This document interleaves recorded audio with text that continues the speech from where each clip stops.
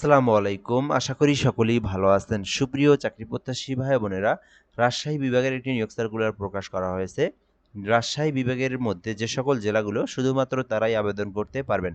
তো যারা রাজশাহী বিভাগ থেকে ভিডিওটা দেখতেছেন, আপনারা কিন্তু আপনার জেলার আপনার বিভাগের আবেদনটি করতে পারবেন। সম্পূর্ণ ভিডিওটা দেখলে বুঝতে পারবেন এই নিয়োগ সার্কুলার নিয়ে সকল ধরনের তথ্য। এখানে বলা হয়েছে বিভাগীয় কমিশনের কার্যালয় রাজশাহী যে সার্কুলারটি প্রকাশ করা হয়েছে।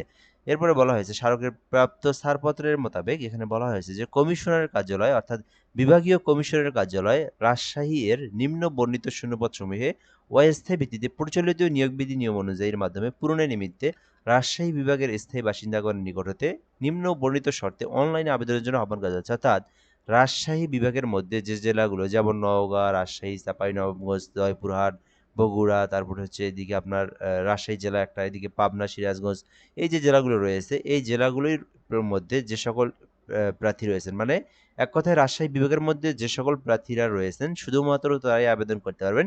ছেলে মেয়ে উভয় প্রার্থীরাই আবেদন করতে পারবেন। আবেদনটি অনলাইনের মাধ্যমে করতে হবে। ডিআইভিএ অর্থাৎ ডিআই ডিভিশনের এখানে সংক্ষিপ্ত রূপ বসানো হয়েছে।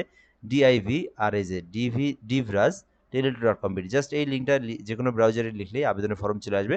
ওখান থেকে আবেদনের ফর্মটা পূরণ করে আবেদন করতে হবে। কম্পিউটার অপারেটরের একটি পদ রয়েছে একটি, যেখানে বলা হয়েছে বিজ্ঞান শাখা থেকে যারা অনার্স করেছেন অথবা ডিগ্রি করেছেন আপনারা কম্পিউটার অপারেটর পদে আবেদন করতে পারবেন। 13 গ্রেডে নিয়োগ দেওয়া হয়েছে।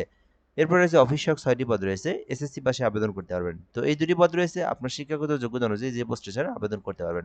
আবেদন করতে অবশ্যই বাংলাদেশি নাগরিক হতে হবে, 18 থেকে 32 বছর পর্যন্ত সময় থাকতে হবে এবং রাজশাহী বিভাগের মধ্যে আপনার স্থায়ীভাবে বাসা থাকতে হবে, তাহলে আবেদন করতে পারবেন। মানে জন্মসূত্রে রাজশাহী বিভাগের মধ্যে হতে হবে। এরপর হচ্ছে আবেদনের সময়সীমা। বর্তমানে আবেদনটা চলমান রয়েছে। এই মাসের আগস্ট মাসের 18 তারিখ পর্যন্ত আবেদনটি করতে পারবেন।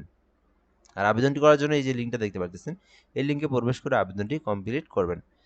আবেদন হয়ে গেলে সরকারি ফি জমা দিতে হবে। প্রথম পদে আবেদন করলে 112 টাকা, পরের পদে আবেদন করলে আপনাদেরকে 56 টাকা সরকারি ফি জমা দিতে হবে। আর জমা দেওয়ার প্রসেসটা এখানে বলে দেওয়া রয়েছে। ডিভিরাজ ইউজার আইডি 16322 পরবর্তী পিন নাম্বার দিয়ে এই নাম্বারে সেন্ড করলে পেমেন্টটি আপনার হয়ে যাবে। আশা করি বুঝতে পেরেছেন। যারা আবেদন করবেন দ্রুত সময়ের মধ্যে আবেদনটি করে রাখতে পারেন। ভালো থাকবেন। আসসালামু আলাইকুম।